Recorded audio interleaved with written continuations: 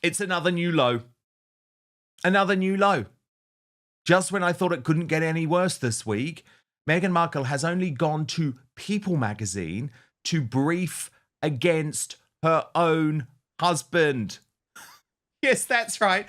As if she hasn't humiliated him quite enough over the past few days, you know, with the slut drop video, with the release of all of the pictures of Lily, with the whole world talking about the fact that the bump doesn't look at all real. No, Meghan Markle has to go and rub salt into the wounds by going to People magazine and pointing out that she's not the issue.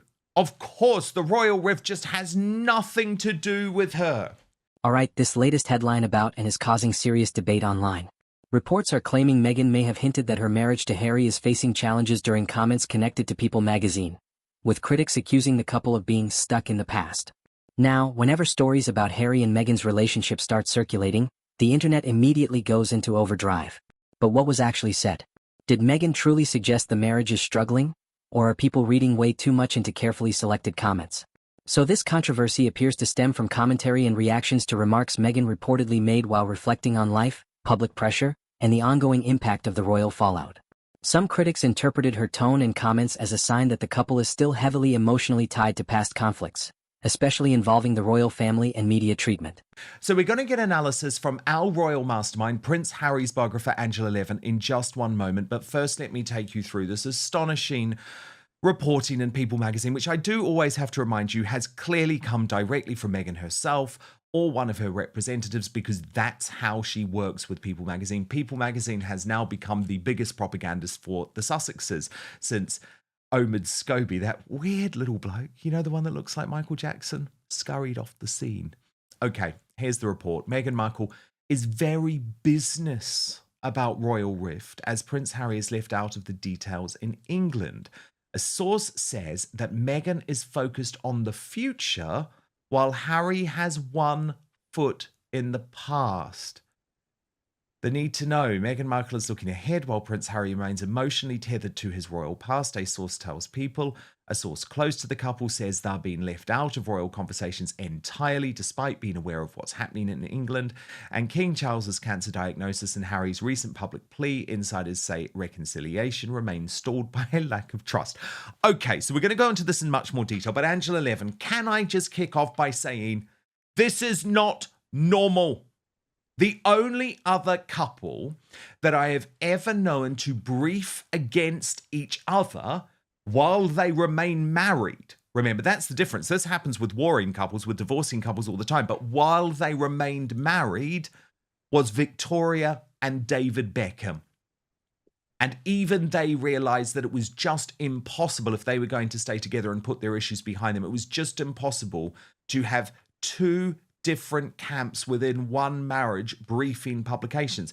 But that's exactly what Meghan Markle has done here. It is a disgusting new low, briefing against her husband to People magazine, and also Angela trying to wash her hands of this all. I mean, of course I think Harry's behaviour has been completely atrocious. Of course I think it's right that the royal family are leaving him out of all of the discussions. He has no right to know about his father's health. I'm sorry, you've blown that, mate. But for Meghan to try and say, oh, he's just stuck in the past, my husband is the one stuck in the past and I've done nothing wrong, is the height of narcissistic delusion. Yeah, well, there we are. This is another part of her plan, isn't it? Mm-hmm. Because she can be so ghastly about her husband, and she just goes marching on. But we have found out that it's Harry who does to do the dirty work, really, for them. And she pretends she doesn't know, or she's never heard of this, or she just moves on. She's never at fault. And actually, to put herself down as she's wonderful because she looks ahead and Harry looks to the past. Well, if he does, you don't actually highlight that and get a magazine to print that, do you? You support him. That's what I think. Or you leave it out. And, you know, it's not me. I'm looking for the future and I'm doing this and I'm doing that. But she's not doing any of it very well, but she doesn't actually say that. So the whole thing is awful. And I've been surprised that the magazine would actually find people who actually could say something very nice. One of them, Valentine Lowe, who, as you know, is a brilliant royal writer and worked for the Times, who's retired now. And he said that he thought Charles should be a good dad and make the first move. This is a family rift rather than a constitutional rift.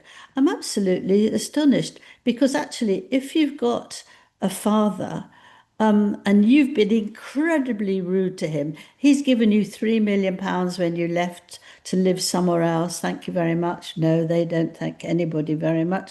And you don't sort of feel that you've been absolutely as ghastly as you can be and not told truths all the time, that you should be the person that is hears his father say, "I'm so sorry, let's get together." I don't believe that in 1 minute. I think it's Prince Harry, sorry, who actually has to apologize hugely because of all the nasty Yes. things he said. The reality is Harry and Meghan's relationship has been under non-stop public scrutiny from the very beginning. Every interview, every public appearance, every quote. People analyze everything looking for clues about tension, distance, or disagreement. And because the couple has spoken openly about stress, pressure, and emotional struggles in the past, speculation around their marriage tends to spread very quickly. Critics argue that the constant focus on past royal conflicts may be putting strain on their future. Supporters say they're simply processing experiences that change their lives permanently. Again, it completely depends on perspective. Now let's talk about that phrase specifically. Living in the past. This criticism basically suggests Harry and Meghan haven't fully moved on from the royal fallout and continue defining their public identity around past grievances. For saying that his father was trapped in his job, as was William. And I don't believe that it should be that way Well, indeed. round. And not to mention the fact that he revealed the details of just how bad his father's cancer was in that BBC interview. But look, let's get on, Yeah. Angela, and we can analyze as we go to this specific reporting from People, which write Meghan Markle and Prince Harry are united in their support of each other, but they view the deep divide with the royal family from different perspectives. A source close to the couple tells People they're aware of everything going on in England, but they're being left out of the details. There's clearly no trust. Meghan, who is focused on the future, while Harry has one foot in the past, is very business about it, the source says. Now, Angela, of course, Meghan is very business about it because this isn't her family. She always hated them. She never had any intention to make it work. And we know that she doesn't even give a damn about her own flesh and blood. So why is she going to care about Harry's? It's very easy for her to be businesslike about it now that she has Yes. isolated Harry from his relatives. Yeah.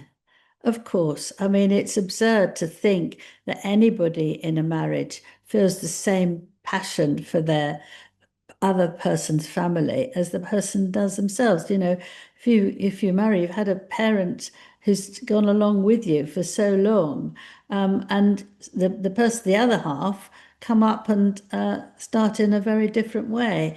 And if you like them or you don't like them, you respect for them, but you can't expect Harry to take the responsibility for all that. I think it's just ridiculous. If he wants to know all the detail, if they're moaning about all the detail, then actually they can stop telling lies and they should stop saying anything about the royal family, not saying, "I don't know how much longer he's going to live," not saying that, "Oh, he told William and I that he won't have long, and can we please be nice?" That was when Prince Philip died.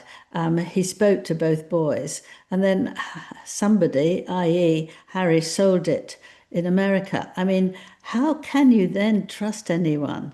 I mean, Princess Anne says the only thing you can talk to him about is the weather, and Of course. and that's it. Yes. People She's so trust right. you. She's so right. No, you can't. Then, Angela, we get to Meghan trying to justify that, She's just the best wife in the world, Angela. She's just amazing. She sticks by Harry. So this is how the reporting is portrayed to People magazine. Through it all, Meghan stands firmly by Harry's side, supporting him through his ongoing lawsuits and the painful rift with his family. But an insider says Meghan wishes her husband could feel less burdened by the past and more present in the life they've built together. The rift between Prince Harry and his father, King Charles, is 5 years deep and remains one of the most painful fractures in Charles's reign. Amid the King's cancer diagnosis and Harry's increasingly candid public pleas, the silence between them speaks volumes. Now, Angela, this to me is a very significant line because I believe this is Meghan Markle admitting that the marriage is in trouble. Because as soon as she says she wishes her husband could feel less burdened by the past and more present in the life they've built together, suggests that's not a happy life, Angela. But again, what's so fascinating is she's not looking at herself in any way and thinking, maybe I haven't been the best wife, maybe I'm not putting a life together that Harry's happy with. She says, no, it's just because he's so focused on the past and so focused on his life in Britain. But again, very significant to me because it is Meghan Markle admitting what we have reported for a long time. This is not a happy couple. Some want to see them succeed independently. Others believe their post-royal life has become dominated by conflict and negativity. So any comment that might hint at stress immediately becomes headline material, especially when media outlets frame it in the most dramatic way possible. At the end of the day, this story seems to say more about public fascination than confirmed reality. Some people interpret Meghan's comments as evidence of emotional exhaustion or relationship strain. Others see a couple still navigating the aftermath of one of the most public royal exits in modern history. But one thing is certain. Everything involving and gets magnified under a global spotlight. What do you think? Is the media reading too much into this, or do you think the pressure is finally starting to show? Drop your thoughts in the comments and I'll see you in the next video.